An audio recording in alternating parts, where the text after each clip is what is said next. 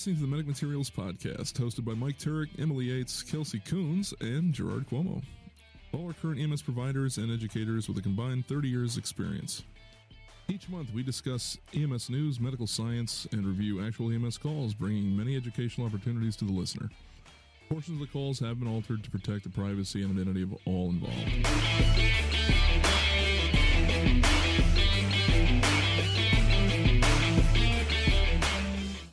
Hello and welcome everyone back to the Medic Materials Podcast. I want to know, Kelsey, was that you that just squealed, or was that Gerard?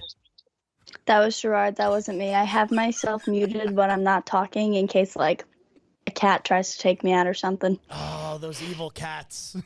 They're awful. Well, I'm very happy that both of you are with us. Kelsey, welcome back. You're not at the table, but you're still via Skype. So, again, welcome back. It's been a long time. Thank you. It is good to be back. Gerard, you are not at the table anymore, but that's okay. I was going to be, but it's quite okay. Late. Life gets in the way at times, you know. It is what it is. But we are joined with a very special guest today. Phil, you're joining us for the first time.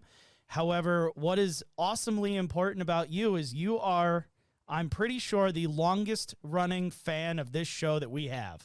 Maybe. He definitely is the biggest fan that we've got. This man has listened to every single free episode, every single Patreon episode. Like, you are the fan. So, fuck yeah that you're here. That's awesome. Right on. Right on. So today's going to be a little bit different in the way that I prepared for this episode. So we're going to be doing a generalized discussion, and I want to talk about a topic that is near and dear to Gerard and I's souls and consciences and everything in this industry. And we preach it. And recently now I have experienced the full scope of this sort of call. And I think it's worth touch base on, the topic and the operational aspect of MCIs. But before I thought we were going with canceled en route. Sorry. What was that? I thought we were going with canceled en route, but okay. Oh, I mean that too. That's actually happened a few times. Okay, the no patient found, unless quite literally what happened to me the other day, which is some lady walked into the station and went, do you guys know how to check a pulse? And I was like, yeah, why? And she went, well, my friend's unresponsive at the bottom of the hill. Ma'am, what hill? She tears out of the parking lot before we can follow her, never calls 911. That is the definition of no patient found. Yeah, right? Like... Because quite literally, there were cops everywhere in the town, the bottom, the top of the hill, and nobody could find anything. That's crazy. That's when you go to church the next day and you go, thank you, Jesus. Right? I'm pretty convinced it was like an OD situation. They gave Narcan. It didn't work. She tore off. Her friend was then breathing. And then never called 911. Jumped and boogied out of there. See ya. Yeah, pretty much. You got bounce for the police come. Where my milk? Go bring them out, I'll give you the milk. But yeah, so like, typically with the discussions that we have on this show, I usually have, a plethora of leading questions that I tend to prepare, and I'm going completely off the cuff on this one. So I'm more preparing like Gerard. So Gerard should really lead this because he is like the aficionado of off the cuff. So if you guys are able to follow me. Your episode tonight? Nope. Yep. Okay, let's do it. Exactly. Like, I'm sure I'm going to buzz the crap out of myself tonight, but that's okay. So before we get into Kelsey's rig check, since we haven't had one in 2.5 months, now that she's back, we can have the rig check. I wanted to do something special for Miss Kelsey's return.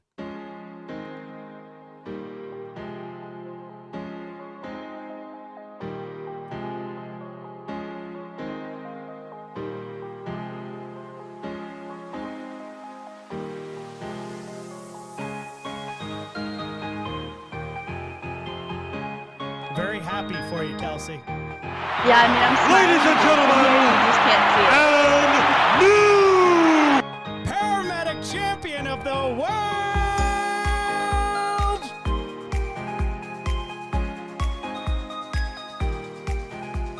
We want to say congratulations to our now no longer paramedic intern, Kelsey, who is now a... Can I still just be a baby paramedic? Nope. Congratulations. You have earned the right to be a paramagician like the rest of us on this show.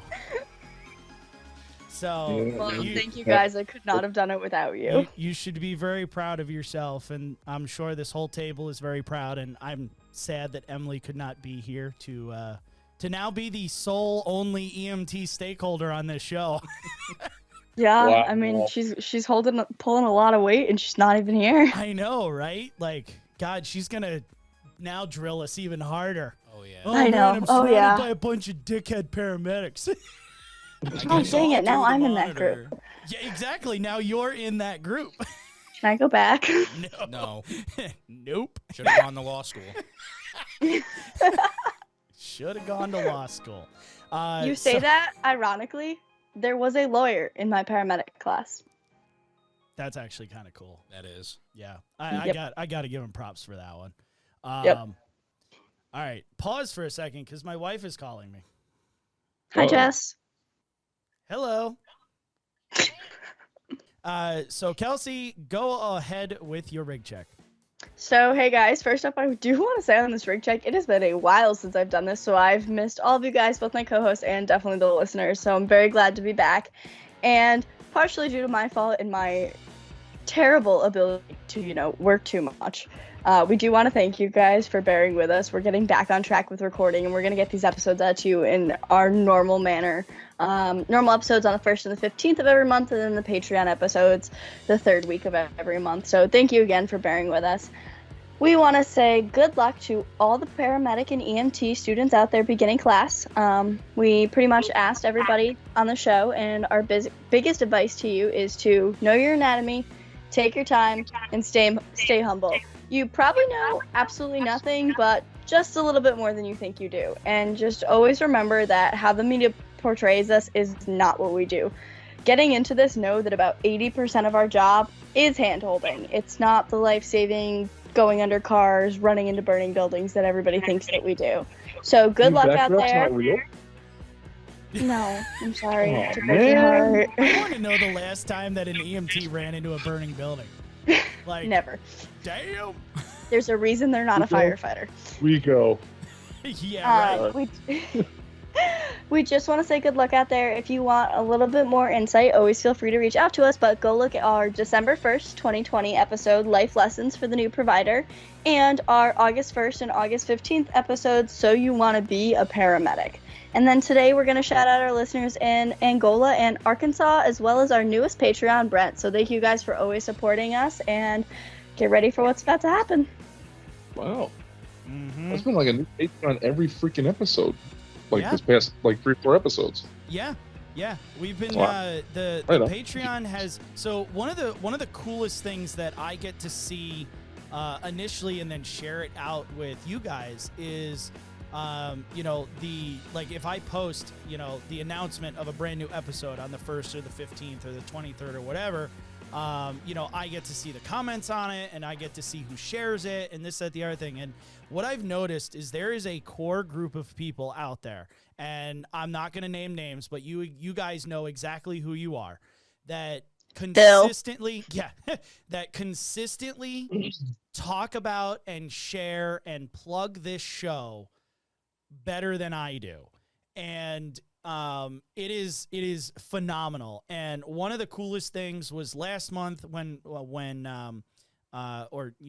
2-3 weeks ago, whenever it was that our new Patreon Mike signed up, he sent me a message right then and there that was like, dude, you guys are awesome. Like, I'm learning so much. I'm advancing my career. And it was awesome. And then literally another guy shared the show and was like, listen, everybody that I know in EMS needs to listen to these people. And literally like 2 days later, we got another Patreon. I don't know if that was, if those two, things were linked. But even, when I reached out for just saying like, hey, thank you for sharing that, that dude was even like, yeah, I listened to you guys at the start of paramedic school. I listened to you throughout paramedic school, and I fell in love with you guys. Keep it up. So it really is a humbling experience to know that people really resonate with what we're doing. And like I've said to you, Gerard, many times, it took us a long time. Like, you go back, and you know this, Phil, listening to episode 1 through probably 20 is hard. It's really, really hard. And, it's a little rough. So many people still listen to those because I get the numbers, and so many people still listen to those. And I'm just like, please bear with us. Like, once episode 20 gets there, the production value goes up, and we really find a foothold in how we want to run this show and our format. And just, we've gotten so much better at being hosts and ourselves on this show. And I think it's, it resonates with who listens. I mean, Phil, So first off, you're like the biggest fan of the show. I mean, you were saying to me just when you got here that you have bad calls or bad shifts. What do? You listen to us on the ride home. That's stupid. Like, that Well, to me is like, I Who just does cringed a that? little, knowing that like I am the inspiration to Phil's life when something goes wrong, and that worries me just a little bit because I'm just starting out. yeah, I I mean- mean, it's crazy. Yeah, I mean, I'm still Gerard thinking about passing around a definitely, single microphone in the bunk room. Gerard Right? definitely plugged a nice cold, stone cold, broken Old Steve. skull IPA. Nice. That was great. Awesome. That was Yeah. 100% greatness, Phil. Like, once you guys started, like, saying it all the time on the podcast, I'm like, well, I guess I gotta go What? get one. Did you try it? Oh, I did. Wasn't it good? It was delicious. It was. I hate beer, and I drank it, and Yeah. I was like, "This fucking shit is good." Right? It's because the freaking Steve Winder, had a little, there's a little something in there, Yeah. a little something extra. Mm-hmm. A little bit of You know, Texas rattlesnake in there. Texas rattlesnake, knee Delicious. brace, Jock strap. strap sweat. Yeah. Ugh. All right. but yeah, so just a very humbled, true to form thank you to everyone who continues to listen to this show. And it is such an amazing experience just to be able to do it. With awesome providers and awesome friends. And, I could not be more happy as to where this show came from and now is going. It's just amazing. So, with that, I am going to transition into our topic today. And, I want to specifically talk about MCIs, mass casualty incidents. And, Gerard, you have history in, this kind of call, which is why you and I started the MCI class that we offer to our EMT students.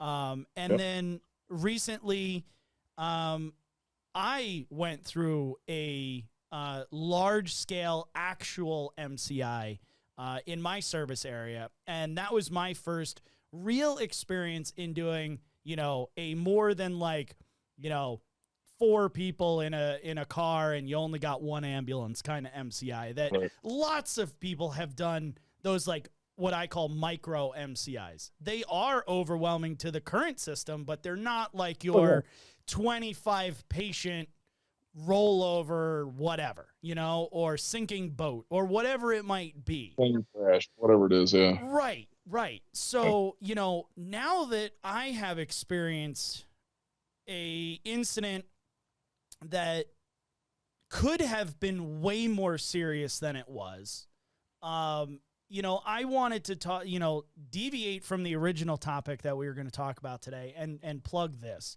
because I think it's something that we have to think about. And one of the things that, again, this is very fresh in my mind is the operational aspect of an MCI is out of this world. Like, care is one thing, but operations is the soul of the MCI. And if you fuck up on the operations and the logistics, your MCI is fucked from the beginning. And a lot of that has to do with coordination, but it all starts with one provider doing triage. And I just kind of want to get your guys' thoughts as to, you know, that kind of setup. Like triaging at an MCI, how do you go about it? How important do you guys like feel it is? And we'll expand from there. As the person who's never been in the MCI before, but I feel like my program actually did a really great job of doing MCIs. Mind you, they didn't do like, you know, half the class is dead bodies. They actually gave us like Barbie dolls that were all in different situations. And the first thing that we were supposed to do is we had 30 seconds with each Barbie, and we didn't know, you know, it basically, most of us were all just going off gut feeling, how would we tag this person?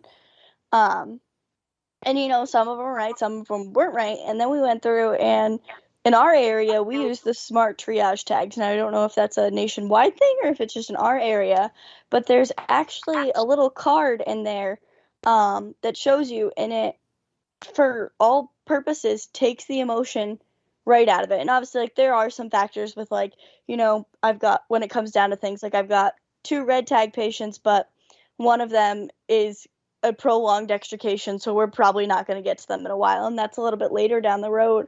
But by following the exact flow chart of the system, it honestly helps you take the emotion out of everything, and at least you get your initial triage done way faster than you were. I mean, nobody likes to black tag the dead baby, but sometimes when you have 30 other people, it is something you're going to have to live with. And by following the exact protocol system, it almost takes the decision out of your hand. I have to agree in that, like, in doing the MCI, you know, I did all the triage for the scene. And that was, I did not lay a hand on a single patient and provide any care. It was dictate orders to the masses of first responders and providers. That's all it was. And I'll tell you, and I told you, Gerard, on the phone when you and I talked about this afterwards, I would be lying horrifically through my teeth if I said on the way there I was not outside of my comfort zone, going, okay, I'm going in with this many reported patients, you know, and it was well over 10.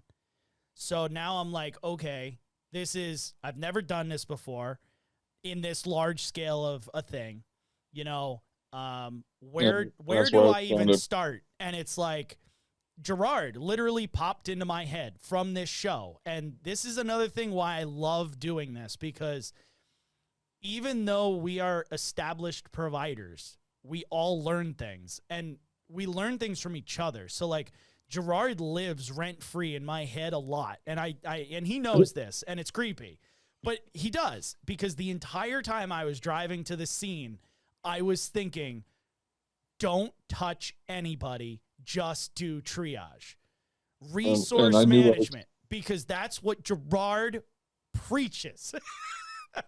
And really, like, you know, like once you told me where you know, I remember, you know, it was like, my first question was, are you at work or are you doing this with your fire department? Right. And you know, one word, work. So I'm like, okay, so now I know what his role is going to be. And I know just the fact that you're texting it to me, you're not comfortable, because you never would have just been like, hey, guess what? You know, guess what I'm going to, you know? Right. You just do your call and we talk about them some other day. Yep. So that's when I kind of like was like, all right, well, let me, you know, let me grab my whistle and my hat and put on my freaking, my tall socks, and I'll be the coach for a second. And yeah, it was the last thing I freaking texted back to you. I said, resource management. Yep. That's all you need to think about right now. Yeah. Resource management. And it was funny because I did not get that text. Like, really? So I got it, okay. but of course I didn't see it. Right? No, just hear me out. I didn't, because I was driving by that point, and I was coming up to the scene, so I wasn't looking at my phone anymore. And then the phone went in the pocket. And about halfway through all of this coordination, there was a period of lull. And I was like, okay, what time is it? Because I had, like you had lost track of time on your MCI. I had completely lost track of time on mine. And I was like, I don't know if I've been here 7 minutes or like 80. I have no idea how long it's been. So I pulled it out and I clicked on my phone just to look at the time on the front screen, and I could see resource management, blah, blah, blah, blah, blah. And that's when I read it, was mid MCI in this lull. And it got me like, all right, that's what I've been doing this entire time. And it was a reassurance. So it was good that I didn't get it beforehand. At least in my opinion, I think, it was supposed to be seen when it was, because again, it made it easy for the rest of the time I was there, but Phil, I mean, in your opinion, like, where's triage on your scale? I think it's number one. So I don't have the pleasure of working in a fly car system where you get on scene with another ambulance and there's 3 people now. It's only you and your partner. So the way I see it is, if there's, say, 10 patients, I'll take this 5, you take this 5, meet in the middle. Yeah. I got 1 red tag and all 5 of yours are red tag, and then go from there. And in my opinion, I think the person with the most experience should establish command. I mean, if I'm working with you, I'm going to hand that little EMS command vest over to you and say, hey. I didn't wear a vest. But I also think, especially when it comes to EMS command, so say you show up on scene and you've got you're the first paramedic on scene, and the only other person who's on scene is some 16-year-old volley firefighter, and he is doing a bang-up job at EMS command because he studies MC, like NEMSIS and all the ICS stuff that you have to study, and that's his groove. He loves that stuff. That's why he joined the fire department, was because he likes to learn about that. And that 16-year-old is doing a bang-up job. Okay, you do it. Less things that I have to do. So I think if the person who's in charge is doing it, even if they're not the most seniority, let them leave it, because the system's working. Yeah, and I have to agree with that. Okay, who's got the feedback loop on Skype? Is anyone Not me. Because I can hear myself, which is weird. I don't I ever hear hear. I hear you guys just fine. Now I know she muted herself. Okay, now I don't hear it. Maybe it's you, because I only hear it when you're talking, Kelsey. It might be when I'm unmuted. You can hear it. Yeah. Okay, so I don't even remember where I was going with this. I think it's when she's muting herself for whatever reason. I don't know. Yeah. But yeah, when I look back, and Gerard, you and I had very different experiences, and I want to touch base a little bit. Don't divulge too much, with what happened in the systems and stuff like that. But, we kind of talked about it on the phone, in that our systems were so different in the resources that were available to you and me. And, when you were on scene of yours, it was kind of like the surrounding area was crickets, and you just was like, get to the chopper! Everything come to me, because that's all you had.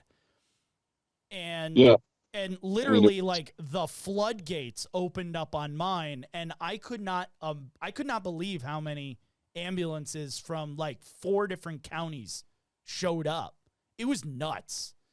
And it was, I didn't handle the logistics of that. I gave that to fire. Fire handled the LZs and the helicopters that I had called. And then the county EMS car showed up, and they handled the logistics of how many people can go to which hospital, how many people can go in which ambulance, this, that, the other thing. And us 3 working together was great, because I could be like, all right, I have a red tag. It needs to get flown. How long is it till the flight gets here? Okay, that's way too long. I have an ambulance? Cool. Here's a paramedic. Go. Load and go. See you later. Go to the trauma center. And it worked out really well. But like in systems that you are all by yourself, how does that compare? Like, you know, in your case, Gerard. Because I'm sure there's places out there that are rural, just like we are, and they don't have especially out that. west. Right. Yeah. They don't have that. So how do they prepare?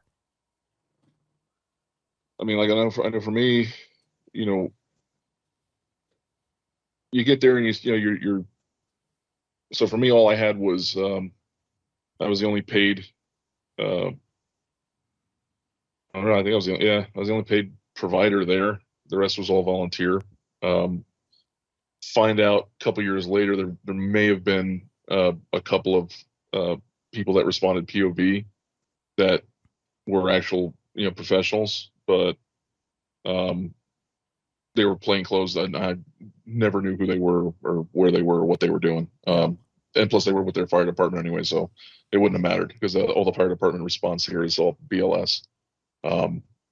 So yeah, I mean, you show up, you're the only paramedic, and this isn't just 3 people in a car, with one ambulance. It's it's pretty freaking significant. And you're in your head, you're thinking, okay, I'm going to follow all the rules. I'm going to do all this stuff. I'm going to black tag, red tag, yellow tag is going to be great. I know all the rules. And then you get there and what you have doesn't fit in the fucking rule book. And you've got, people yelling at you for different things, wanting you to come there because they've got somebody they just extricated and they think that it's somebody that's viable and worth looking at. And you get there and, they've long since expired. They're not, there's no hope whatsoever. And then you got to tell them that. And then, you have other people yelling for you to do other things, and you're trying to keep in your head, okay, I'm here to triage. So you get there and you start doing, the triage thing, and you're keeping in your head, okay, I'm going to have to establish some kind of a command system here and all that. And then, man, at some point, after, I know for me personally, after, I made the call for what I needed, I said, I need more ambulances, more ALS ambulances, and I need helicopters, and send me everything you got. And that was the last time I was on the radio. Because then it dawned on me that after triaging a few people, and I realized it wasn't getting any better, that I said, yeah, I mean, in my brain, I switched off from triage and incident command and ICS and all this stuff. And I looked to my left and there was somebody with an incident command vest on. And I was like, you know what? Fuck it. I'm going to go to paramedic mode and I'm going to start working on somebody and try to just save somebody. Because this just ain't looking so fucking good. Right. And and that's what we did. And so I never had my little triage bag with all my little tags. I didn't have any of that shit. I didn't have a vest. I put my gloves on while I was doing 100 miles an hour. So thankfully I got out of the truck and I had gloves on. I did too. I didn't carry anything, but I put gloves on for whatever reason. Right. And then I never touched a soul. And I kept them on for a while until I was like, why do I have these on? And I ripped them off. I mean, I did end up with a redheaded shadow who was a sheriff's deputy who I first thing I did when I got there, I spiked a bag. And while I was listening to what they were telling me, and while they were talking to me, they were still trying to cut and gain access to the main compartment. And I spiked a bag, and there was a deputy standing. And I said, "Here, hold this. Don't let that touch the ground." And he literally followed me like Frankenstein with those two things out the whole time, all the way back to the ambulance with the patient I ended up working on. And I was like, "Hey, there you are. Good, give me that." That's phenomenal. And it was a similar but very different experience with me in the fact that there were people that had shown up that were providers, firemen, BLS, first responders, whatever, ambulances that had shown up just before me. And they went to, I'm working on the worst patient first mode, which was great because that gave me the opportunity to do just triage. And I felt bad because there were a bunch of providers that looked at me and were like, okay, this person needs this. And I'm like, cool, bro. Like, do it. If it's out of your scope, I'll get you a paramedic when I get one. And I moved on. So, like, because it was because I knew I had the resources coming. Like, I knew that I had multiple ALS units coming behind me that I could, boom, one shows up, okay, go here. Second one shows up, okay, go over there. And I didn't have to play the dual role, you know? The only ALS unit that was reported to me that was going to be en route was 30 minutes away. Yeah. And that's a long time. And whatever was coming by helicopter. Right. So in my mind, it was like, you know, I now had to, I literally switched off. I switched off from, you know, triage and all that. Cause I triaged as many as I possibly could, just checking pulses and that kind of stuff. And, you know, nothing was looking good, and nothing I would have, you know, wanted to, you know, even try to remove at that point in time, because there was just so much to get to them. And, you know, the easiest one to get to just happened to be the one that was actually the most viable. And that's when I changed over. I said, you know, whoever the fireman was that had his little incident command hat on, I was like, you know what, that's all you, baby. I'm going to go to work. Yeah. That's also another thing to think of, like, especially as a medic, at that point in time, you're the highest level of care. Even if you get your initial triage done and then you turn it over and you're like, you know, 7 of my patients need needle darts and I'm the only one that can do it. Like, that's a first step intervention that you can only you can do. And you only say you have 2 EMTs with you. Make one of the EMTs be incident command. Make them orchestrate which hospitals to go to. Like, today's the day, bud. I know we learn more about it in paramedic school, but at this point, I've done the initial triage, and these patients have a higher chance when I do XYZ than they do if I don't.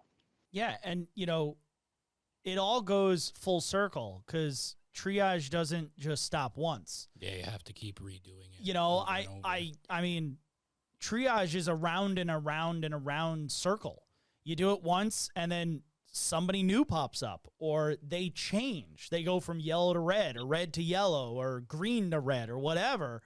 And It's like, okay, well, I'm just going to keep making the rounds, you know? So yeah, even if you take that, Kelsey, and go, okay, you're in charge for 5 minutes. This is what I'm doing. Continue to do it and report any changes. I'm going to dart these 6 people and then take it over again. You know, it's kind of a Wild West atmosphere. Yeah. Because there are rules and there are standards, but then there aren't.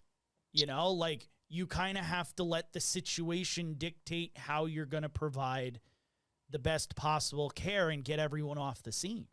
You know, and I'll tell you, Gerard, it was funny. You and I almost requested the helicopters the same way. Because I requested, so I got on scene, and I had asked our county dispatchers, do you have a aircraft coming? Have they already been dispatched? Because I wasn't aware that they were already dispatched.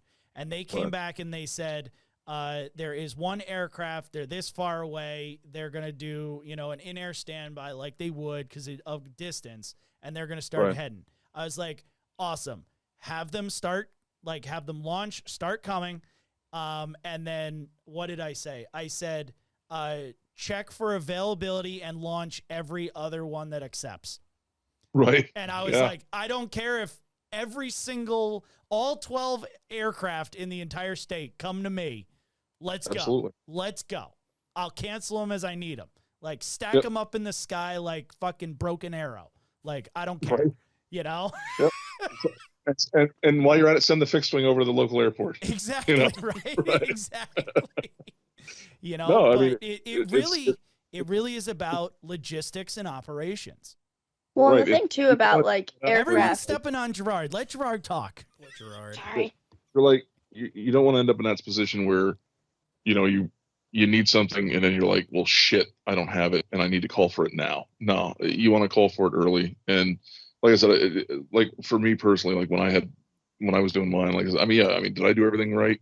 Probably not. I don't know, you know, but I do know that when I realized the totality of what I was dealing with, that the only you know, and honestly, I mean, it was nothing but, you know, I knew I was, for the time being, I was only going to have volunteer BLS crews, at least for the next 30 minutes or more, while that one ALS unit was, you know, heading my way. So yeah, that was the point when I realized, you know what? Yeah, Broken Arrow, send me all the fucking helicopters you can send me. Yeah, and one of the things that time is very, your perception of time really fluctuates throughout life. You know, if you're waiting for, a big event to happen, it always goes slower. You know, you always feel like, oh, that same amount of time it's just dragging on, right? I'll tell you that they gave me two initial ETAs for helicopters, and they, in no senses of the term, were they long.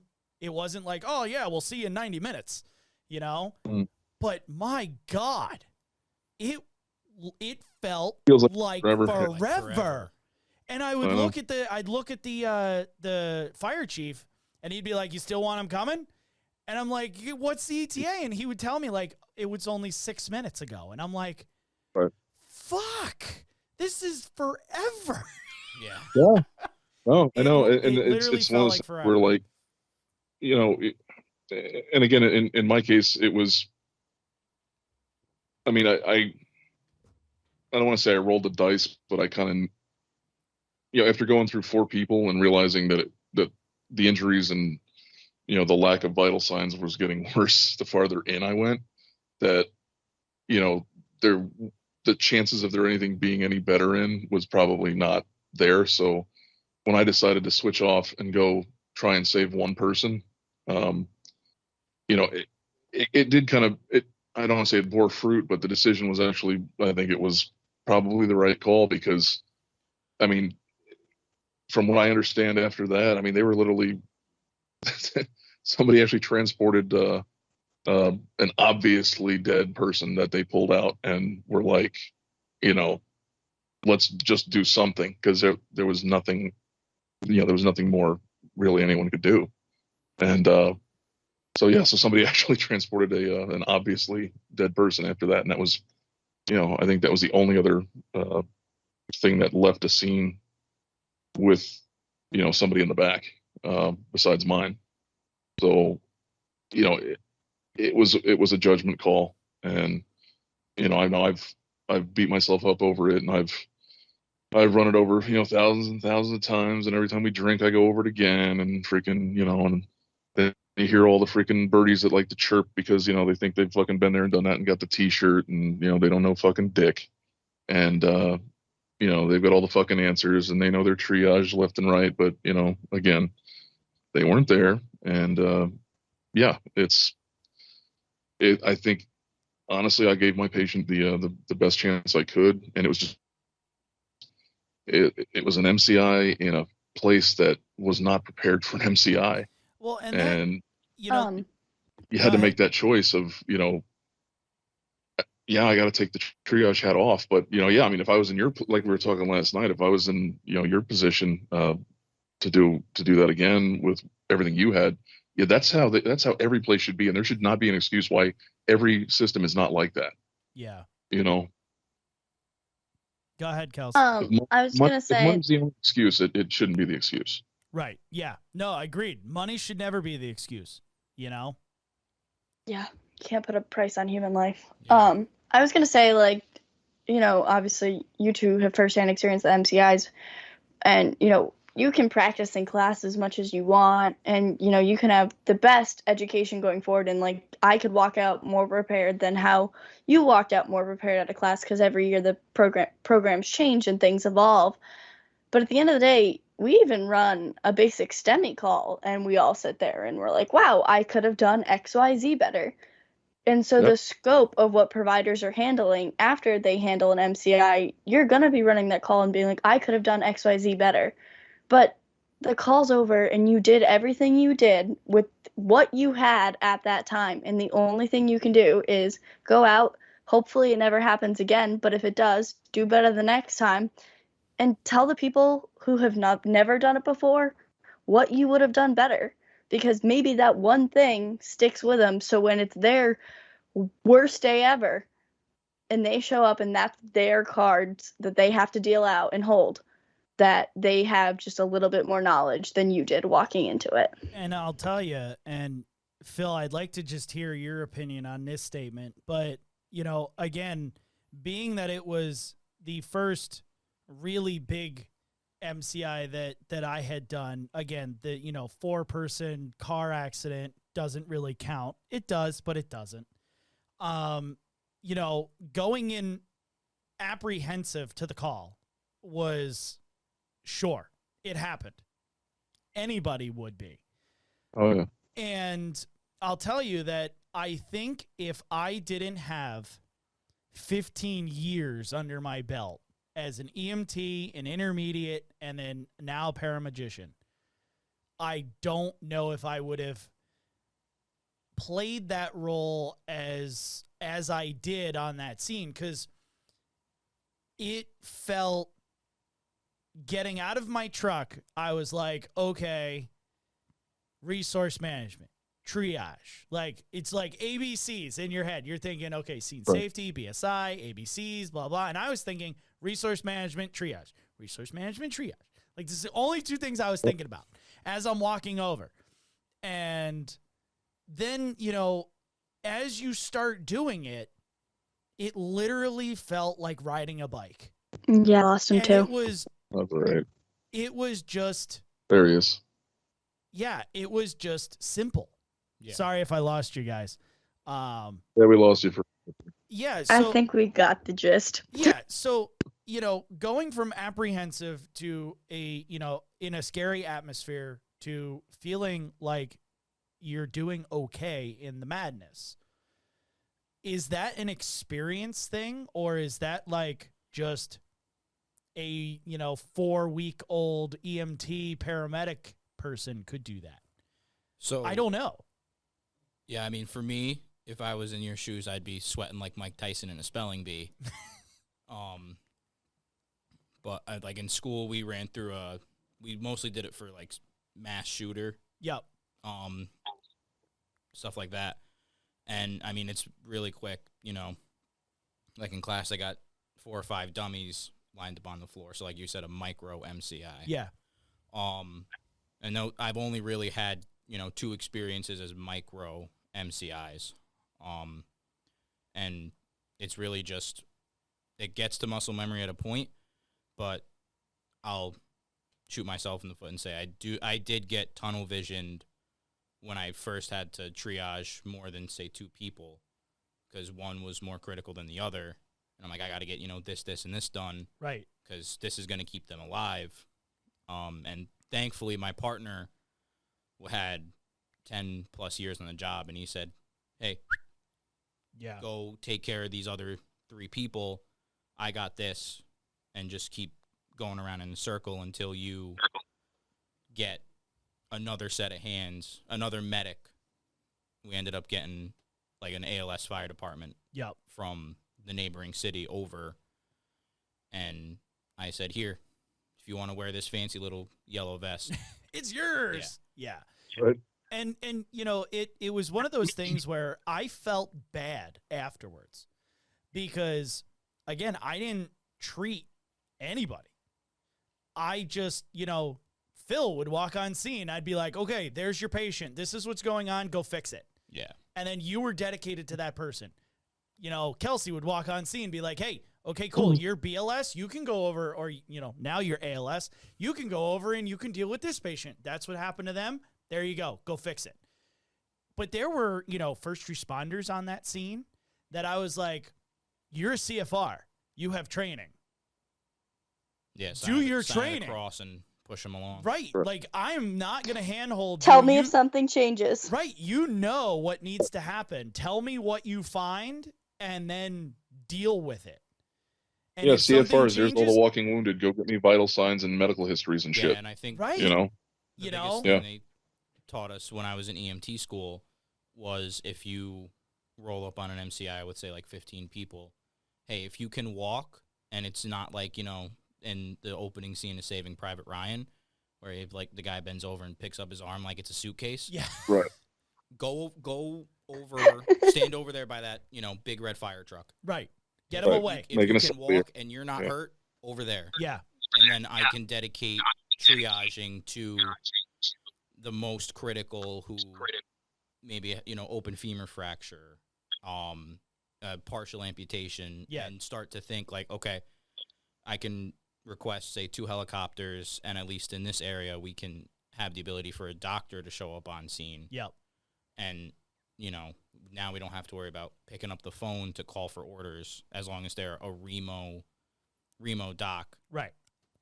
Yeah, whatever region you might be in. Yeah. Yeah, and that, and that was, again, logistics to consider, and one of the big things that, every MCI has to consider, and this is why you get the aircraft involved, is overwhelming your hospital population, right? You might only have 1 or 2 options in your immediate area, and they can, your logistics officer is like, hey, yeah, they can only take 8 patients. These guys can only take 1, and, you might have 26, and you're like, okay, well, now where are they going? Yeah. It's funny. That was literally the first question I asked you when you told me that you actually, sent people, intact away from the scene, to go, to definitive care. And my first question to you was, could they handle them? Right. Well, and that's and when that you're like, was oh it. yeah, no, And- we called ahead, made sure, and all that shit. Yeah, no, you have to do that. And that was, was what I go ahead, Kels. was gonna say when we were talking about the helicopters before. I was actually thinking about that because, say you work, city EMS, and you've got a level 1 trauma center 10 minutes away. In your mind, an MCI would probably be the best place to have one. But when you have, some major MCI, you got 30 patients, and 20 of them need a level 1 trauma center, like, you probably actually still want a helicopter. Yeah. Because you got to send 15 of them down 2 hours away because the level 1 is already dealing with whatever else they've got going on that day. Well, or and- they're and- on and full diversion. literally- Yeah. It's And, literally almost exactly when we were talking last night. That's literally like almost what I said when he was like, "Yeah, I sent this many there, whatever," and I was like, "You kept the choppers coming, right?" Oh yeah, because exactly, because yeah. you just if they can only handle 3 and you've got 8, they got to go somewhere else. Right. And you who know. knows when 4 STEMIs are going to walk in through their front door. Right. And You know, they still have originally I told you I could take 12, and now I can take 6. And I'll tell you, Jess will tell you over and over and over in all of her, HEMS utilization classes, call them for MCIs so that they can transport not just the critically sick, They can but disperse. they can disperse because they can fly 2 hours away to a level 1 or 2 or 3 or whatever, and it disperses everybody. And if you're still operating, they'll come back and take another, because they can transfer people quicker. So yeah, always utilize aircraft. Like it's a godsend. And, in my case, we ended up not needing them because of distance. They were just too far away, and I had eliminated everybody. And it was like, oh, I'm not going to send a green tag on a helicopter. Like, I'll just send them in a truck. It'll be fine. Right. But, I guess. right. And that was just, how that went. But in your case, Gerard, imagine if, all of the, black tags were red tags. And you had, you had 5 helicopters coming. You're going to utilize every single one, and you're going to say, hey, get back in service and come back to me. And probably Speaking of tags, going to go see if maybe we can get a few more from somewhere else. I don't care where. Yeah, exactly. If it's like a instance with prolonged extrication, or maybe there's like a scene safety issue, like a boating accident, where it's going to take them longer to get to the patient and bring them to you. In that kind of scenario, you can always just have the helicopter land and say, "You're hanging out with us." I mean, yeah. You're I'm 2 not- extra critical care providers. Yeah, I'm not going to cancel you. Like around here, the flight service does interfacility transports. Yep. I'm not going to say, oh, no, we don't need them. Don't bother putting them on standby. Right. And then you end up needing them, and they're going to Gilboa, And Yeah. on the way back, they're like, "Oh, we gotta land. There's a cloud over Japan and a headwind from Russia. We can't do it. Sorry." So Yeah, it's so true though. Like Chihuahua bitches. do not waste your resources. Yeah. I'd much rather have them there and get smacked on the wrist saying, you shouldn't have kept them that long than Too wait effing till bad. the last second Exactly. to have them land, and then now it's even more of a clusterfuck than it already was. Right. Yeah. So Kelsey, what did you want to say about tags? Because I didn't use any. So, Get a okay, Sharpie well, and start you didn't writing use letters. any. Anyways, I didn't use any. if you have like, hold on, I'm getting weird feedback. I'm It like is pull totally myself over her here. microphone. Yeah, how many speakers It's my do you fault. I'm have? sorry. Hello. Hello. Hello? Hello? Hello? Hello? Hello? I was trying to make sure I didn't get feedback. Okay. Oh my god. Okay, hold on. Hello. Hello? Does that fix this? That fixes That that. fixes it. Okay. No, it doesn't.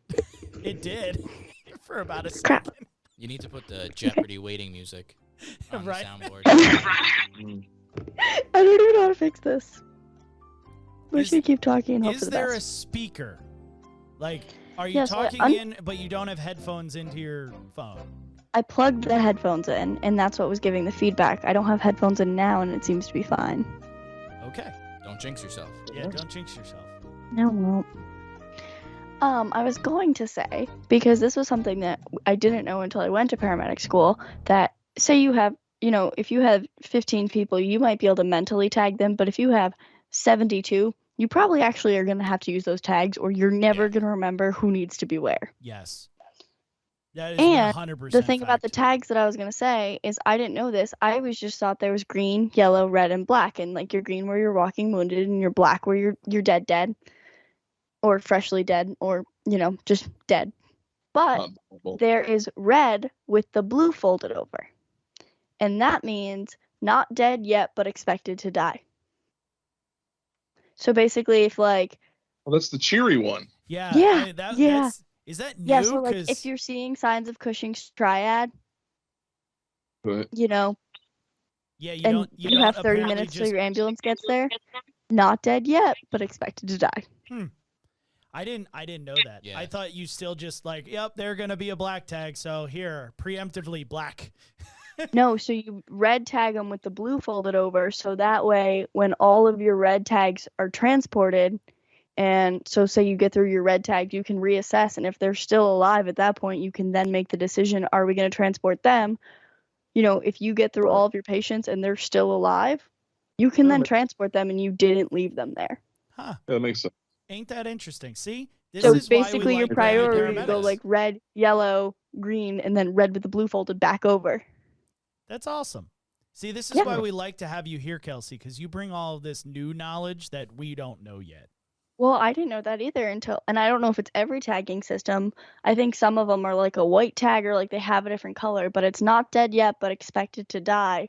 So basically you don't dedicate your resources to them until the end. Maybe you look at them before you ship off your green tags, but it refactors them back in without completely black tagging them. And maybe they actually made it to the hospital and they could have donated their organs. Maybe they still died, but they got to do something good after all. It just gives them a second chance when they're not actually dead yet. That's Yeah. That's really good information. Thank you for that, Kelsey. Yeah. I try.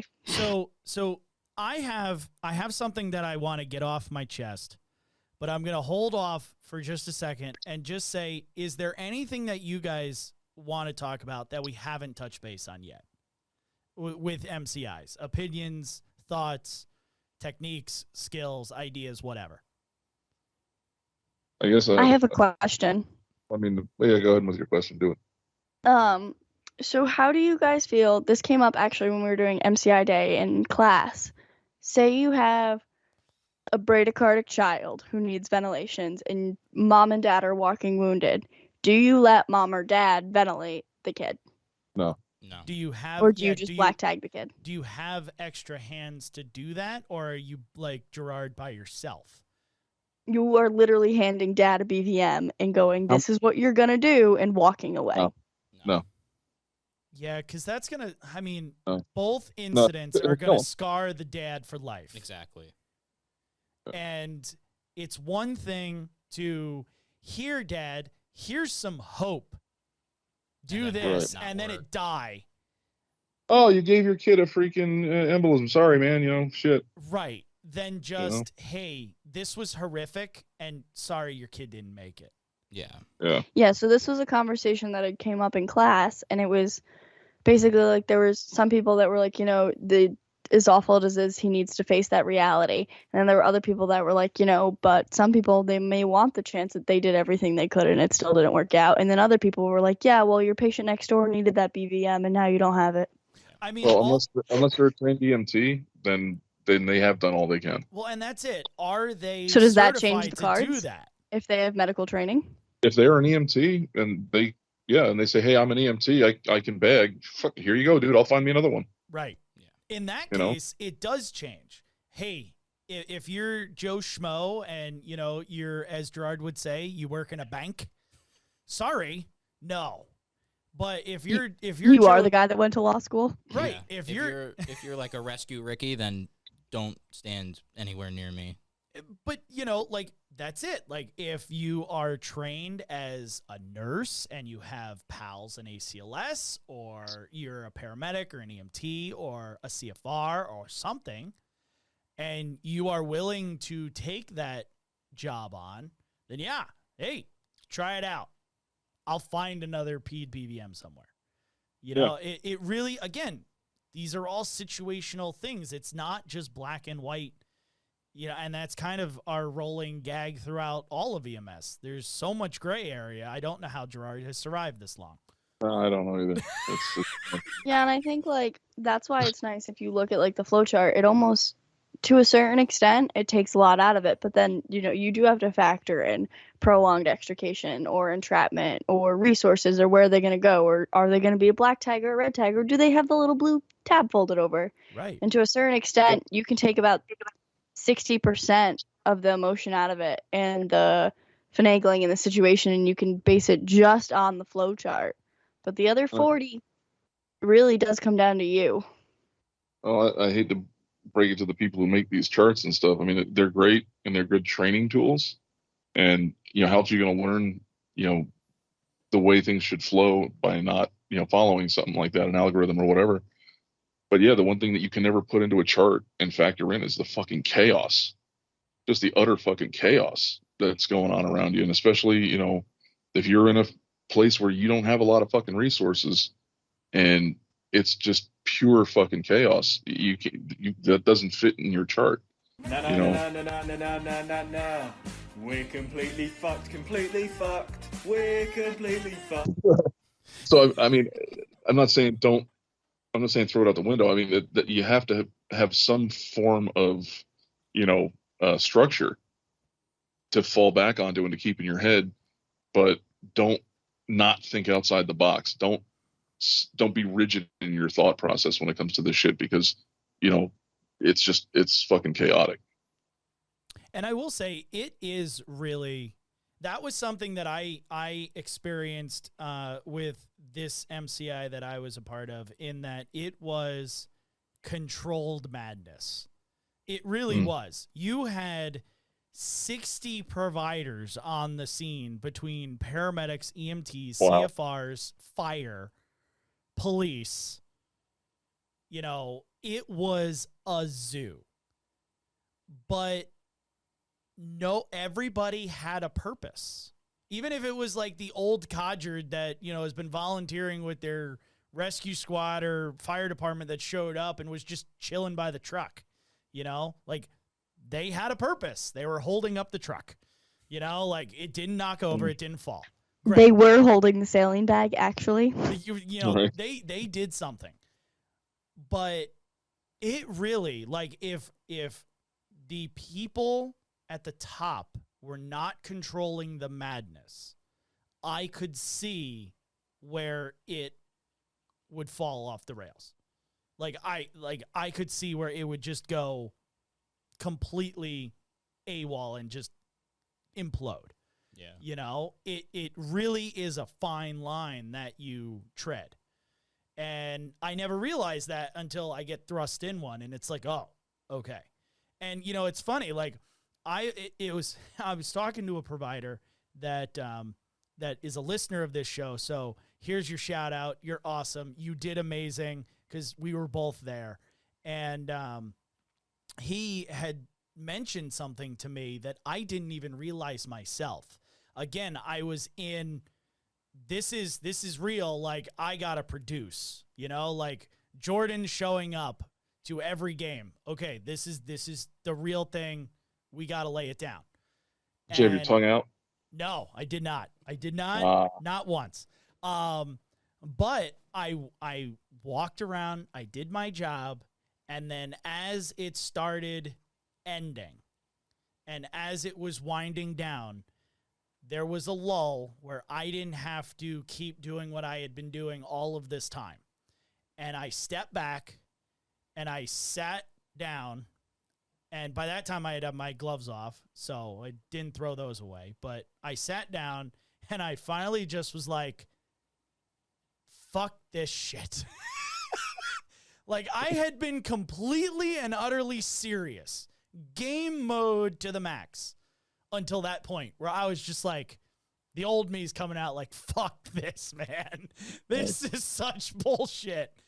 And he was the only one that noticed that. Like, he was like, you were like, boom, right there, until that was like your moment where it's like, okay, now we're good. And really, I'm sure, you know, Gerard, you had that moment.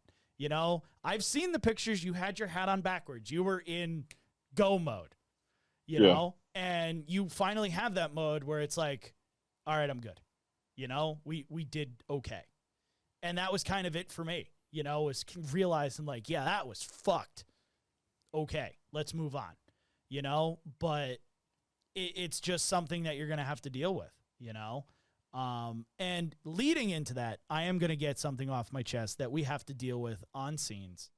I was just going to say one real thing that goes along with that. Go ahead. So if I'm not, I don't want to sound like I'm trying to like I'm shitting on it or anything, because I'm not. I'm fucking ecstatic and like super fucking proud of you, because when I saw the pictures I saw on the freaking TV, I mean, when you were telling me, you know, oh, I had things all lined up, you know. And also, I'm looking at the team like, yeah, he sure as fuck did have them all lined up. It perfectly fucking, they were nut to butt the whole way down the fucking highway. Yeah, it was great. It literally was Broken Arrow from We Were Soldiers. Like, it was the coolest thing ever. It was great, you know, and you know, I mean, I don't know how anything turned out or anything like that. I don't know if you do or not, but I don't. I mean, but everyone seems to have, from the reports that I saw, you know, everyone left the scene, you know, still of this world. And so sit down, have that, cool, you know, everything worked out great, awesome, you know, everyone did a good job, great. To the guys that end up on the other end of the stick, where you have an outcome that isn't good, and you don't have that moment where you get to sit back and go, hey, this was great, you know, fucking everything worked good, congratulations everybody and all that.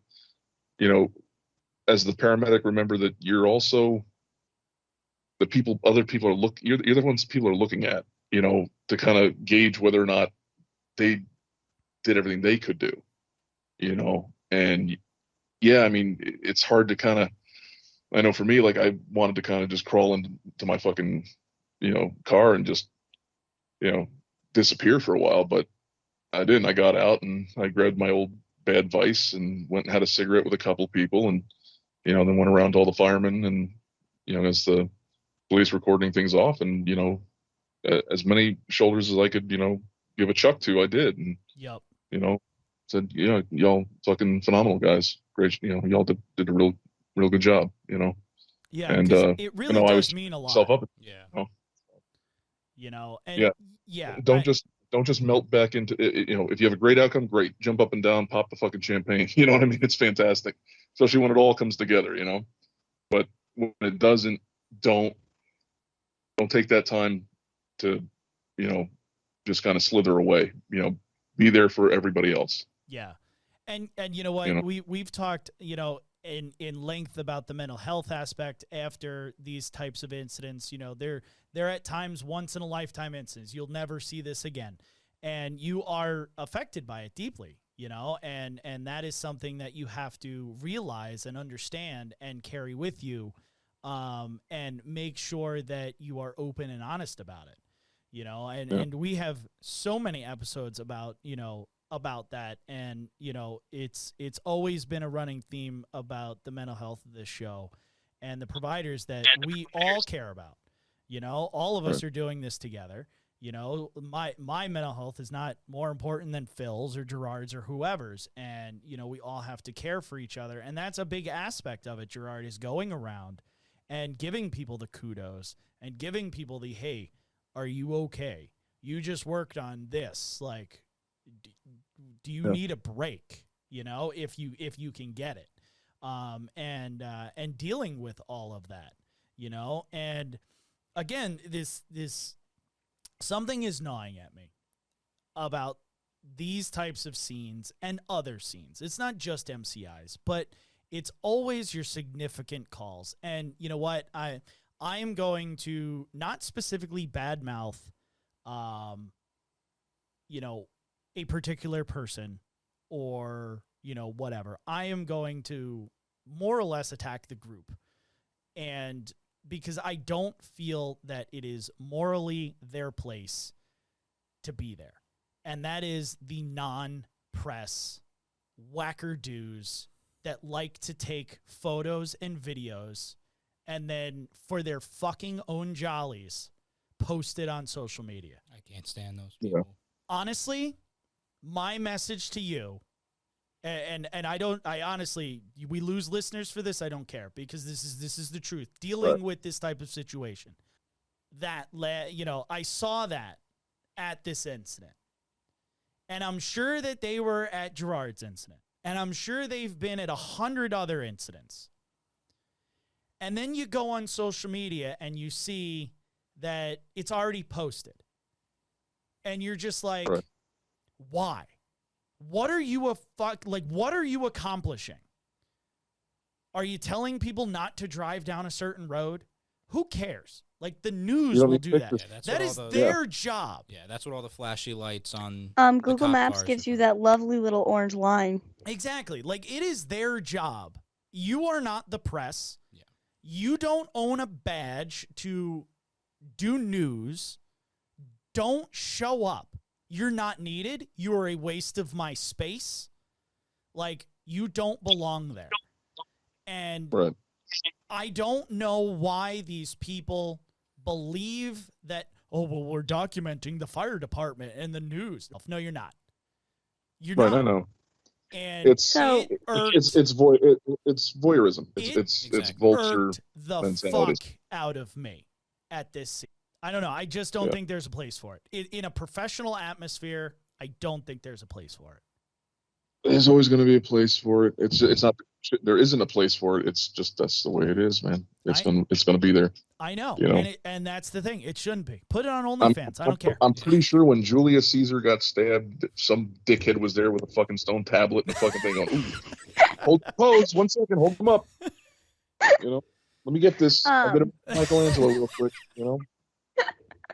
The other thing that annoys me personally is those stupid Facebook groups. Oh like my the God. fire buffers. Yeah. Like, you'll see, an incident on the news, and then you'll go on social media, and there's 900 posts. Prayers. Word for word. Yeah, like, now they're sending another fire truck here. Yeah. Who cares? Right. Nobody cares. Like, Put it on your scanner. If it But was clearly- your family, you wouldn't want any of Fireman that Jones stuff up. forgot to tie his Well, freaking bunker gear. Yeah. And that's it. Think about, you are actively perpetuating information to the masses, right? So, if you put out the dispatch information because you were listening to your scanner, right? Yeah, it's not breaking a HIPAA violation. But people still know. Right? But people know. People that were there know, right? And now it's assumptions, right? And the See, comments, hold on, Gerard, the comments go wild in, oh, well, I heard it was 12 patients. Oh, well, I heard it was 27 patients. Oh, well, I heard it was 46 patients. One of them was like, blown up And on a Godzilla rocket. was there. Right. Prayers and thanks. Prayers and thanks. Oh, my God. Thoughts and prayers. And it goes on forever. Yeah. And again, what are you actually accomplishing from this? Other than, my post blew up. My whole thing is like, how many times on this show does Emily say it's their emergency, not ours? And in this case, it's not even talking about the fact that like, oh, as a paramedic, like just because they're having the heart attack doesn't mean that you need to be freaking out because it's their emergency, not yours. But how would you feel if that was you and you were the person in the MCI, or it was your house that was burned to the ground, or it was your car that was flipped upside down? Did we lose Kelsey? Come back. Grandmother Oh, there knows she is. about it, or has made up some bullshit lie about how you were drunk while you were driving and this is what happened, or whatever other thing that may come out of this, because we never have these events in big cities where nobody knows anybody. It's all the small towns. Yeah, and I mean, I would even. Oh, go ahead. It's Sorry. to the point where it's like all you're doing is, how would you feel if that was your life, that you just went through that? Or maybe it was your husband and you haven't heard from him and you knew he was traveling, and now you learn from the news that, wow, that car really looks like his, and you can't find any information and you're just calling and calling. Not even Like, a real news. that would make you feel Right. that much more shittier after the worst day of your life. Yeah. Some Well- random fuck on Facebook, driving past, pulls over and starts recording it. And now, like she said, if it's, your husband, wife, mom, dad, now you're like, wow, looks like his car. Now Right. you're worrying. Now you're freaked. trying to get a hold Well, of them. Yeah, I mean, no, I was going to say, first you have to assume that they would even ask those questions to themselves, because they're probably not wired for that. They're fucking vultures, so they're not even going to question whether or not they're going to do any kind of damage to somebody else, as long as they get what they want out of it. But yeah, no, I mean, it's like, I'm all for free press, whatever, but at some point in time you have to take a step and say, okay, we can be all free press and shit in a minute. Let's give it a minute. Or I can thank ABC Ambulance for what a great job they did on that call. And thank you to my partners at this fire department and that fire department for showing up mutually to help us out with this really great structure fire. And here's a photo of our fire trucks, but not the person's house. Right. The next day. You can give yourself the shout out and promote the fact that, hey, Turek, hey, Gerard, you guys did bang up jobs in a call that, we can't ever actually prepare you for. Congratulations. Thank you so much for everything you did for those people without ever telling anybody who you are, where you work for, how many people there were, or exposing any of their lives. Right. And that's it. Like there is a time and a place for everything. And in situations like this, whether it be the car accident, the plane accident, the whatever incident it might be, you already know that your local news is going to send a truck, right? They're going to stand behind the press line and they're going to do reporting. They're going to send a reporter that's going to ask questions to the proper people. They're going to get information back, and then they're going to report it in a manner that is professionally done. There's etiquette there. They're going to be from, 100 yards away. They're going to show the flashy lights, but they're not going to show anything else going on, and it's going to be tastefully done. Yeah. Or it's those generic stock videos of that fire truck pulling out of a station with its lights on. Something, right? Not this. Not when you are in the mix acting like one of the first responders and you just happen to have a camera and you are snapping away, and then you post it on Facebook, and, another person picks it up and is like, oh, well, go follow this person. They're phenomenal. Look at what they're doing. Fuck off. And the worst thing about that, too, is especially in, like, MCI situation where there's a lot going on. There's scene safety issues, whatever. At some point or another, you are just becoming another patient. And now you just put your emergency that you created yourself all over the internet. Yeah. Yeah. Yeah. Well, and I was going to say, and Sammy, who's sitting next to me, actually brought up a good point too. I mean, yeah, these people don't have any type of journalistic standards. So, oh yeah, there's a nice picture of the fucking license plate number. Right. You know, Well, and or if that's it's an it. airplane, there's the tail number. So now, if you know your loved one and that's their car, you know for sure that your loved one is dead, and no one's giving you any kind of professional notification or anything like that. Right. There's HIPAA standards to follow. It's the same thing as asking your provider what's the worst call they've ever done. Why on earth do you want somebody, the provider, the patient, whomever it may be, to relive the worst day of their lives? Because that's what we do. We show up for people on the worst day of their lives. At no point in time should Joe Schmo pretending to help have to make somebody go through that again and again every time it pops up on their Facebook feed for a million strangers who know nothing about them to be like, oh, thoughts and prayers. Okay, great. Put them in your thoughts and prayers. You don't need to go post and repost and share it 1.5 million times over. Yep. Yeah. Well, two things on that. Yeah, so whenever just as a sidebar, anyone ever asks, like what your worst fucking call was, especially lay people because they don't really understand. Like for me personally, I tell them, oh, that's real simple.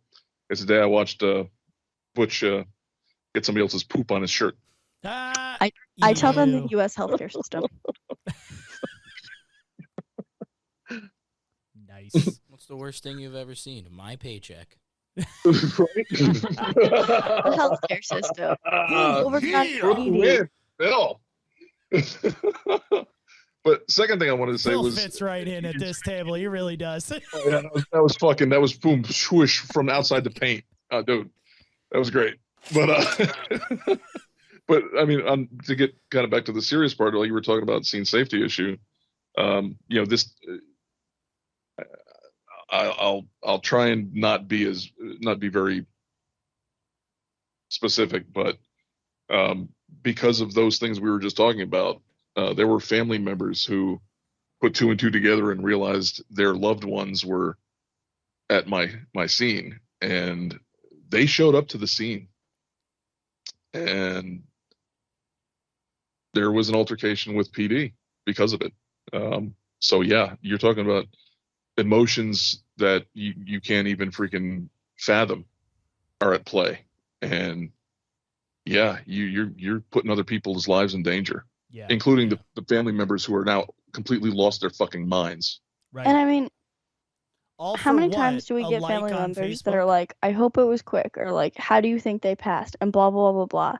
So it's one thing if, when they go to the hospital or they go to whoever and they inform them that or PD shows up on their doorstep and they inform them that their loved one has passed away.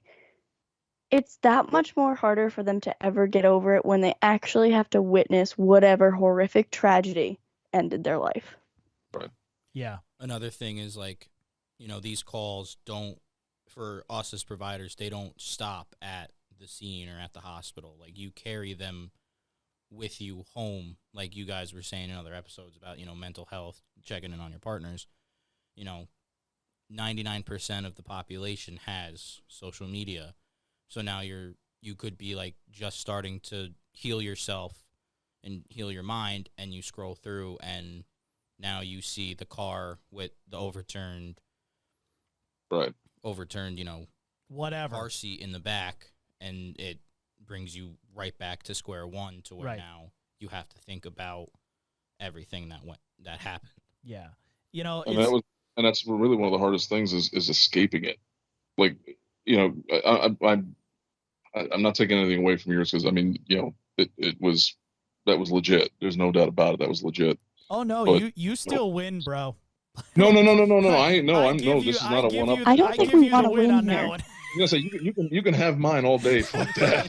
But, there is still no comparison between mine and yours at all. What I'm trying to do, I'm not trying to do it like that. I'm trying to make it the difference between a successful outcome and a not successful outcome. Yeah. Or not, I shouldn't even say successful, but a good one, a good and a bad outcome. Even though you definitely had some criticals, but you weren't burying anybody just yet. Right. Right. I think, the difference there, it's, oh, what the fuck how was I going to put it? Yeah. So like, having a good outcome, great. You're probably going to see it on the news for about, a hot minute, and that's about it. And then they'll move on to something else because there's no bones for them to pick on. Something of that magnitude, and for anybody else out there that, if you end up with something that's, ginormous and gets a lot of press and isn't the greatest of outcomes, you're not going to be able to get away from it, man. They're going to fucking harp on it and harp on it and harp on it. Weeks, months, then it'll disappear, and then you'll be okay, finally fucking get over this shit. And then boom, it'll be back, and hey, it's the first anniversary. Oh, fuck Jesus. And then they'll talk about it for a week or two. Then there'll be some other thing. Then criminal cases start coming up. Then lawsuits start coming up. And years later, you can't get the fuck away from it. So, just be prepared. It's not this thing where you're just going to, okay, boom, rear view mirror, off we go, and I got to worry about it no more. Yeah, it's not so a if one and you done. just prepare yourself that, it is going to be that way. And my best advice is to do your best to mitigate your exposure to that shit. So like me, I don't really watch the fucking news anymore. I don't give a fuck about it. There's nothing on there for me. If I go outside and the stone in front of my door is wet, I know it's going to rain. So, So I have a question. Yes. Go ahead. Seeing how both of you now have successfully had your hand in an MCI, whether the outcomes were as good or as bad or wherever the cards had fallen, because at the end of the day, you guys did your best and you can't really choose how everything ended up because that's not really up to us. For all of us baby providers or even 30-year vets who have never come across this, what could you tell us that the next time we walk into the shift and our tones drop for some mass casualty incident to remember? You go first. Me go first? I was looking at you. I was looking at Kelly. Gerard said not it. I meant Phil. I was pulling an Emily. Yeah. Gerard, I'm in your seat, so all eyes the other way. But how warm is it? He does have a knack for putting his arm around Kelly, just like you do. So she must be hot. I ain't joking, man. Yeah, we haven't heard anything from Kelly. Speak up.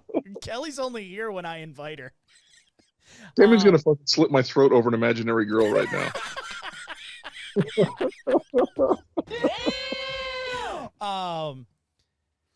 Honestly, so it's one thing, and Gerard, I apologize that you and I have done a lot of soul searching since your incident went on, and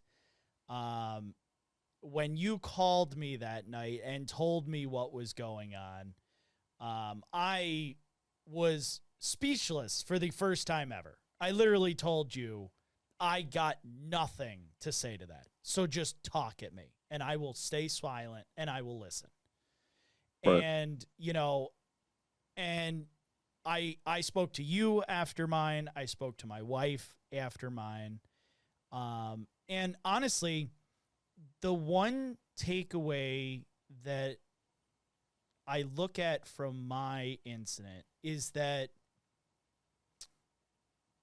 nothing that I had done prior to my incident prepared me for my incident.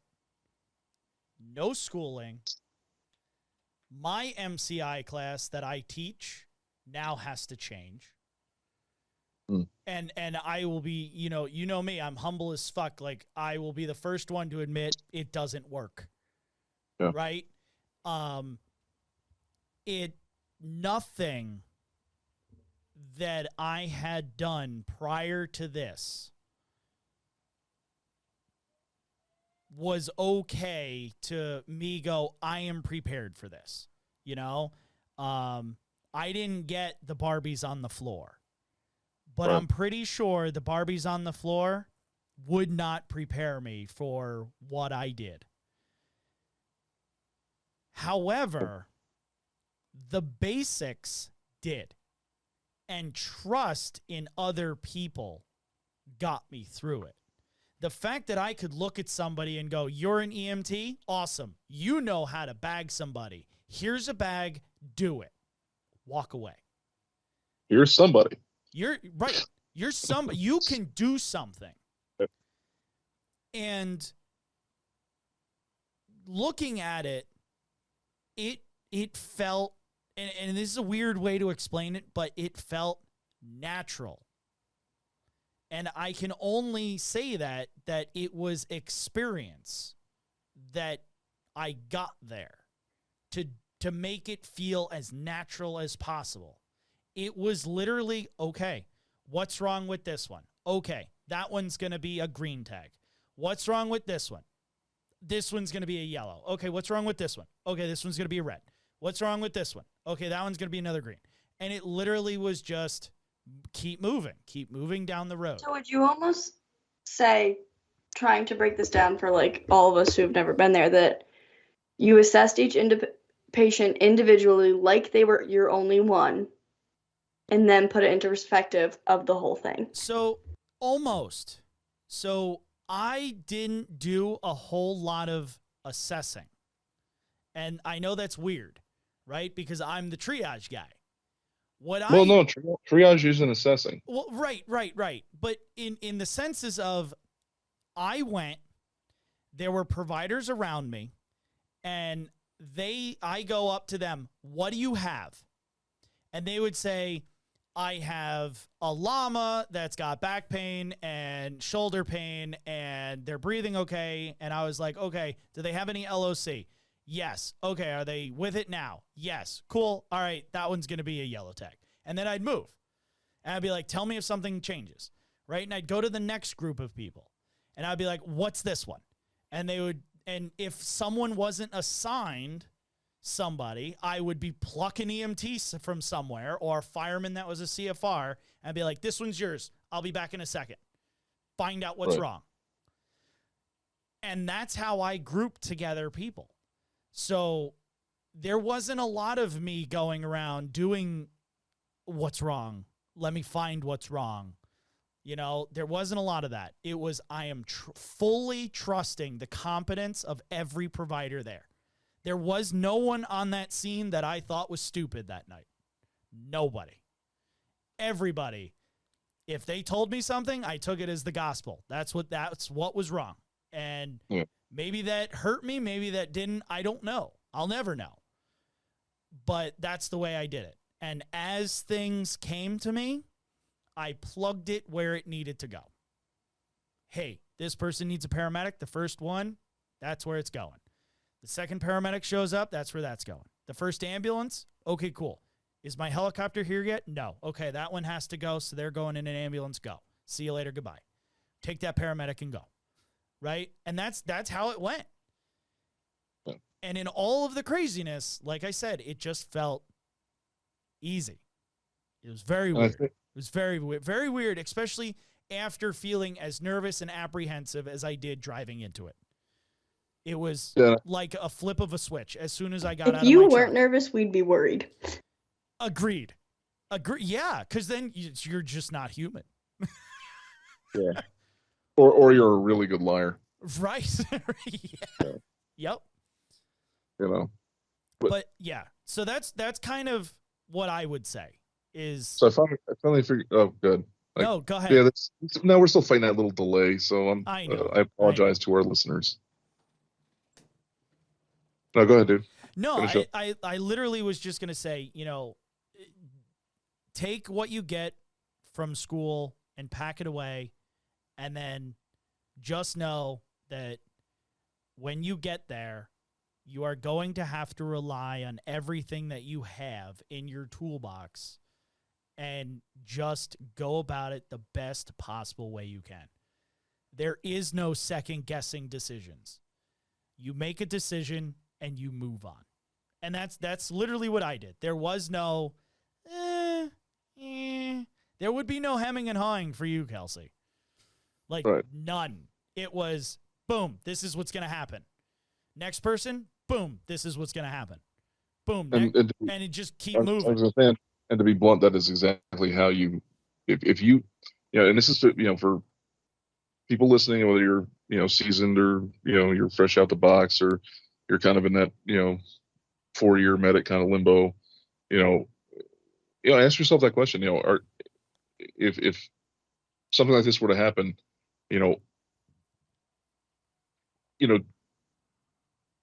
are you really able to maintain that type of composure?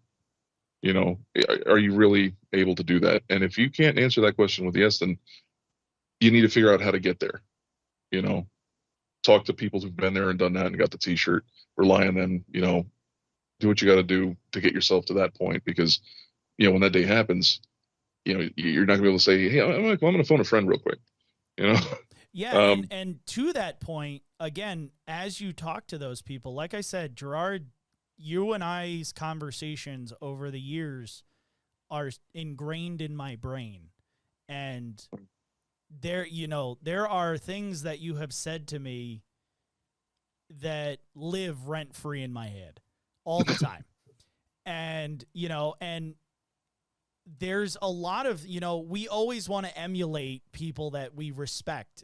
All the little kids want to be Babe Ruth, right? They point out to the outfield, I'm going to hit the big dinger. Right. And, it's one of those things. You see somebody that does this successfully, and you take those bits of pieces that they say, this is what I did and how I did it and why it worked. And you keep that in the back of your brain, and you're like, okay, they did it. I respect them. And they got through it. And you know what? If I do it and I keep that in my brain, I can get through it. And, and it really was. Gerard lived in my brain. Triage, resource management. Triage, resource management.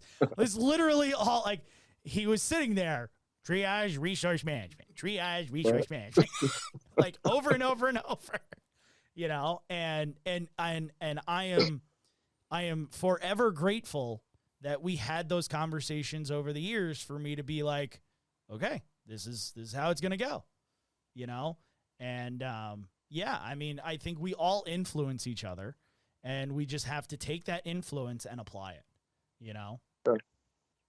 Yeah, I mean, like, even to this day, I mean, even with outside the MCI realm, I mean, between you and Butch, and even, both you guys getting me through, my MCI aftermath and all that, you, Butch, a couple other people that, they know who they are, yeah, I mean, you gotta have a support network. You can't just be a freaking lone wolf, and expect to, survive mentally, because especially if it's a fucking tragedy, and if it doesn't fucking work out right. And that's what I was going to say was I finally realized what the word was I was looking for is contrast. There's the contrast between your call and my call. It's not that, one's different, one's better, one's this, one's that. There is a contrast, and the contrast is you were able to walk in and almost have a textbook MCI, and it was freaking, and it's a beautiful thing when, the well-oiled machine works. In contrast, I was in a system that wasn't well-oiled and wasn't prepared for that type of thing. And, at that point, if you're one of these people who are working in a system like that, and you get on scene, you realize that, like he said, someone said, oh, I got this. Okay, what do you got? What do you got? When I go on and I say, what do you got? And they go, a car full of people torn to pieces. Go ahead. And you're just like, okay, that's when the whole dynamic, has to change in your head. Because, like, I mean, I guess I can go back and start with Kelsey's question is, on the way, really just like I told him, if he looks in his text, he'll see where I told him, just take deep breaths right now. Deep breathing for a good couple cycles. And that's going to just go up in the brain, calm things down a little bit, slow things down a little bit, right? We all know in shooting, right? Mm-hmm. Slow and smooth is fast, right? Yep. That's the same thing with what we do. If you get in there and you're running around in circles, doing absolutely nothing, well then you're fast. I'll give you that, but you ain't doing a fucking thing. But I'm sorry, Gerard. How many people in EMS run?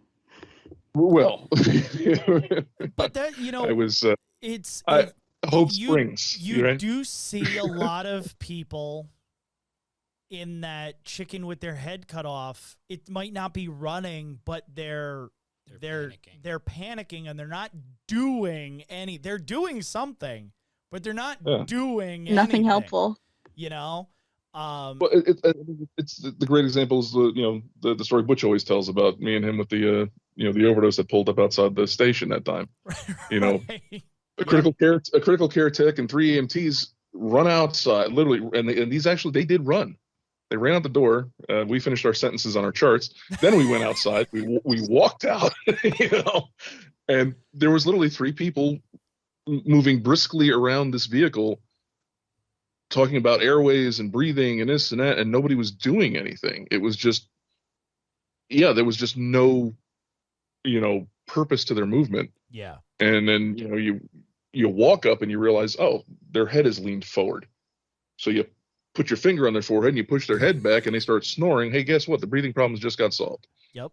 So I mean, that's the thing. It's the old, wow, I'm really going to date myself. There's an old movie, and it's an old time. It was a talkie.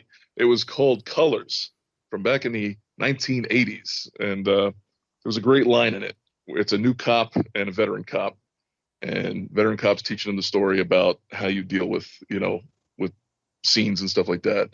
The 2 bulls up on the hill, old bull, young bull. Young bull says, hey, Pop, let's run down there, looking at all the cows and say, let's go run down there and fuck one of those cows. Old bull says, nah, let's walk down and fuck them all. Kind of the same principles. Pardon my language and my obscenities for all you people who aren't used to me. I don't think there's a lot of people not used to you by now, Gerard. Especially if they're on Patreon. Right. but that's my point. I think going into something like that en route, it's your, especially if it's your first one and you know what you're going to. I know for mine, I didn't know what I was going to until I was about halfway there. It started off as something completely different and turned into, holy fucking Jesus. And you're hearing it over the radio. You're not really actually getting any specific dispatch information. So it's just kind of ratcheting up little by little by little.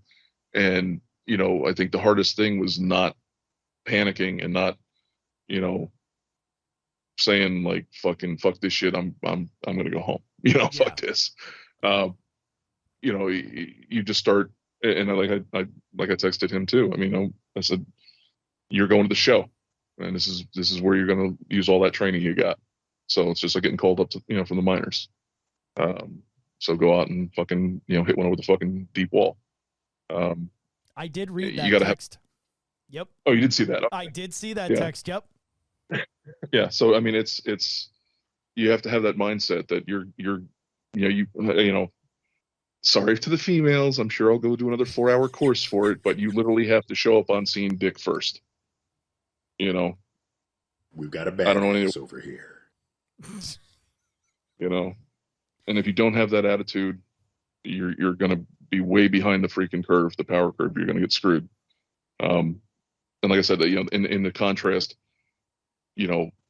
I'm sure if I was able to take a video of everything I did and everything that went on at that call that I was at and gave it to somebody to, examine, second by second, I'm sure there's probably 1,000 things that could have been done differently or better, or who knows. I'm sure it's the same in mine as well.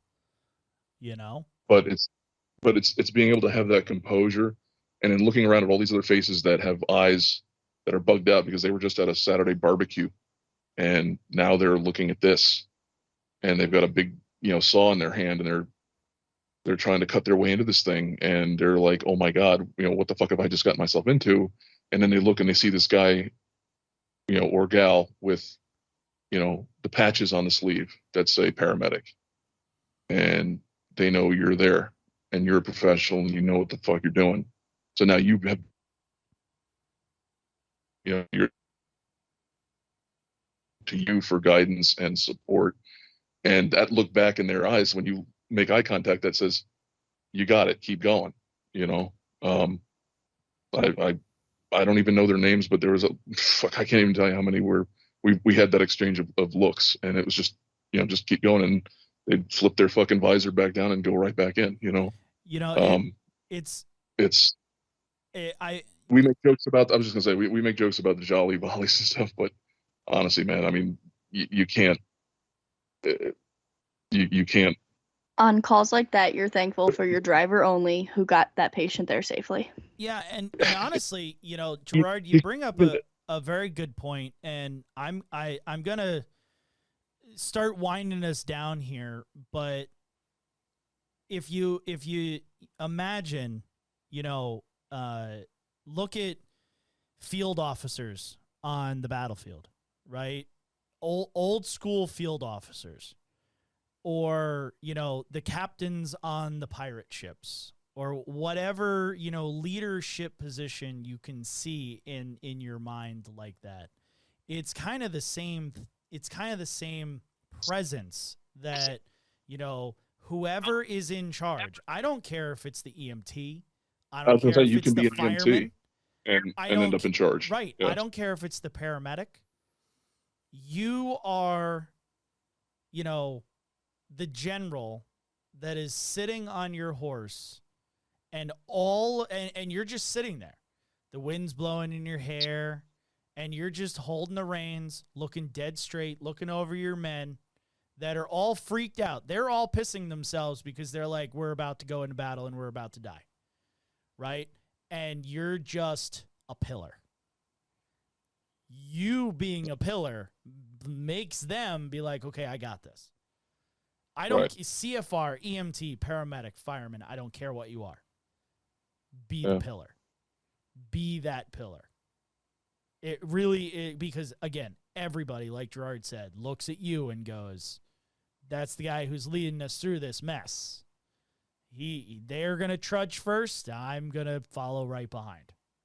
It's that simple. Yes. You know? Yeah, I was going to say, and there most definitely were, you know, other people in that, whether they liked it or not, and they know who they are, who had that same type of role. Yeah. And they were that for their people from their departments. And, you know, and I know who they are, and they know I know. Yeah. So, you know, yeah. And like I said, I mean, we always joke with the Jolly Ball and stuff, but I mean, yeah, there's just, you just can't put it into words, especially when you have something like this and you see just that type of dedication. It's like fucking, it blows me away, and it makes me so fucking humble every time I think about it. Yeah. So, well, guys, I think we circled this train a lot, and I think there was a lot of good, bad, ugly conversations had, and a lot of really good points brought up. And ultimately, you know, this is not to tell you exactly, okay, you know, we're the best at, you know, MCIs or whatever. You know, we're just two guys that had an experience that was the same but different. And, you know, this is a platform where we can share those conversations and, you know, aspects of things. And you guys brought great information, you know, to the table where, you know, there's things that Gerard and I don't think about, you know, that you guys do. And, you know, I appreciate you guys for being here for this discussion, you know, and I just hope that it makes people think about the next time that they might do it. Because, you know, I heard the dispatch information, you know, the fire department gets dispatched, the ambulance gets dispatched, I get dispatched. And I go, okay, all right, that's a significant priority. And then I'm just like, before it even, you know, happened, I was thinking, okay, it's probably a car accident, or it's like a cardiac arrest. Because those are what, you know, those are the one, or it's a fire, you know, and I'm just like, all right, whatever, like just another day. And then it's not, in literally a second. So there are some lessons from both of our calls that I don't think we touched on that we need to touch on as we close. Okay, go ahead. So rule number one, if you're sick, if you have an owie, If you're just not feeling well that day, and it's your time to go to work, call in. Don't be a fucking hero. Stay the fuck home. Let somebody else deal with it. Yes. Number 2, if it's not your shift, don't fucking cover it. Don't do it. Because do guys it like all. you don't think things through. I feel like this is targeted at me, Gerard. It's all of us. Oh my God. I was the first one. He's the second one. I am so bitter at a specific human being after all this. Right? 'Cause that would not have been my call. It would have been their call. Right? But I was trying to be nice. And if it was That's there, what you everyone get. would have walked away. This is what you get for being nice to people. So yes, those are the 2 main lessons you should take care of. Guys from the Navy will know what that means. Never again volunteer yourself. Yep. There you go. Damn Skippy. So guys, thank you again for joining us. Hopefully, you guys can join us on the 15th of the month. Hopefully Emily will be here. Phil, you are literally welcome back whenever. And you have been amazing. Thank you for being an amazing Patreon subscriber and fan and friend of the of all of us on the show. Thank you for allowing me to come. Oh, like I said, you are more than welcome anytime. You fit right in. With the broken skull and the other comment, dude, done. Yeah, he's Yeah. in. I might bring a 5th chair. Who knows? Sorry, Kelly. You She's suck. out, you're in. There you go. All right, guys. Till next time, join us on the 15th. Sign up for Patreon and join us on the 23rd of each month. Till next time, guys. Stay safe. And I'm going to turn that one over to Phil. Okay, Superfan. He just gave you the floor. Oh, God. It's on you, baby. There you go. I don't have a drum roll, so it's on you. The silence. is killing me. What do you want me to say? Oh my God! You've now just killed your fandom. Well, That's it. Done. Kelly, you're in. He's out. You know what? I think we're going to flip this even more around, and we're going to go to the brandly new... Oh, yes. The brand new... you went the whole episode. Shut up! The brand new minted Paramagician to lead us out the show. Yep. Lots and lots of donuts. Thank you. Thank you for listening to today's episode. If you'd like more information on the podcast or to send us a call to review, visit medicmaterials.com/podcast. To learn more information, like us on Facebook at Medic Materials EDU, or watch our weekly instructional videos on the Medic Materials YouTube channel.